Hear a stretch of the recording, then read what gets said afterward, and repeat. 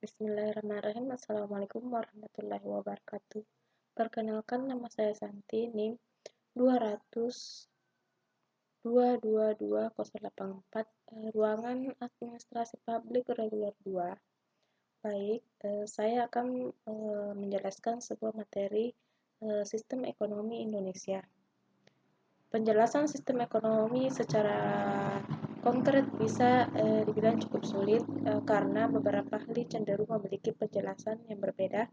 Untuk mendapatkan penjelasan yang lebih detail, berikut adalah pengertian dari beberapa ahli. Yang pertama itu Gelarso.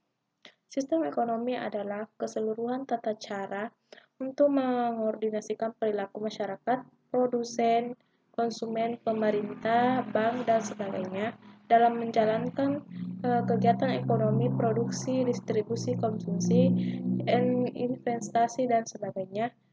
Dari kegiatan itulah akan terbentuk satu kesatuan yang teratur dan dinamis, dan kekacauan dalam bidang ekonomi dapat dihindari. Yang kedua, Gregory Grossman dan M. N. Manu.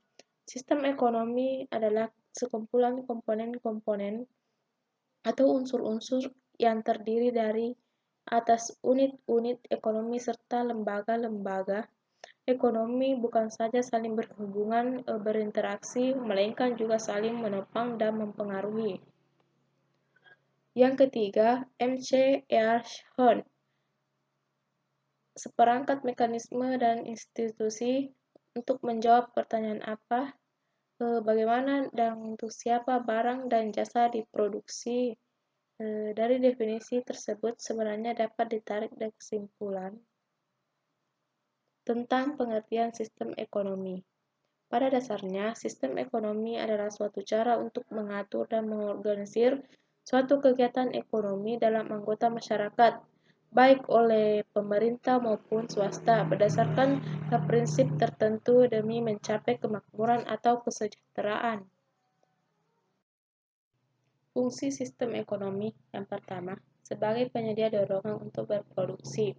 Yang kedua, mengkoordinasi kegiatan individu dalam suatu perekonomian.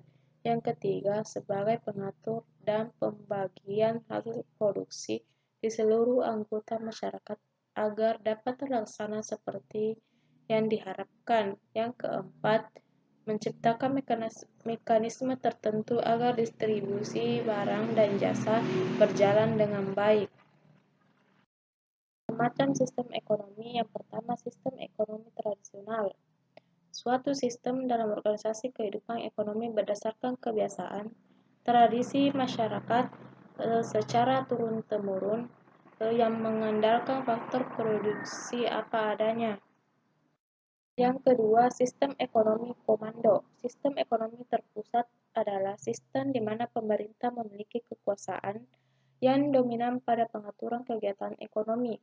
Penguasaan dilakukan melalui pembatasan terhadap kegiatan ekonomi yang dikerjakan oleh anggota masyarakat. Yang ketiga, sistem ekonomi liberal atau kapitalis. Sistem ekonomi berdasarkan kebebasan seluas-luasnya bagi seluruh masyarakat dalam kegiatan perekonomian tanpa adanya campur tangan daripada pemerintah. Landasan dari sistem perekonomian ini adalah bertujuan secara umum untuk mencari keuntungan pribadi tanpa adanya pihak lain yang perlu dipertimbangkan. Yang keempat, sistem ekonomi campuran. Sistem ekonomi campuran adalah suatu sistem yang di satu sisi pemerintah memberikan kebebasan kepada masyarakat untuk berusaha melakukan kegiatan ekonomi. Akan tetapi, di sisi lain, pemerintah memiliki campur tangan dalam perekonomian dengan tujuan menghindari penguasaan secara penuh dari segolongan masyarakat pada sumber daya ekonomi.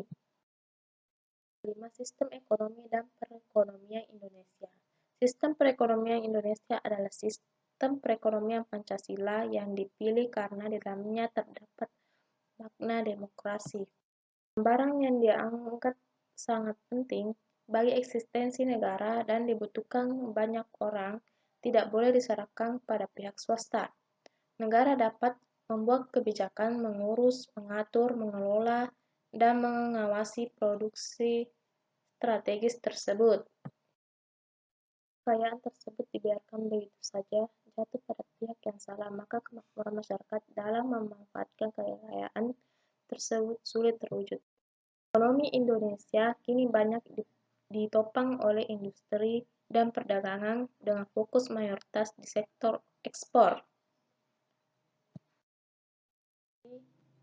Materi yang saya sempat bawakan, bila ada kesalahan, mohon maaf. Wassalamualaikum warahmatullahi wabarakatuh.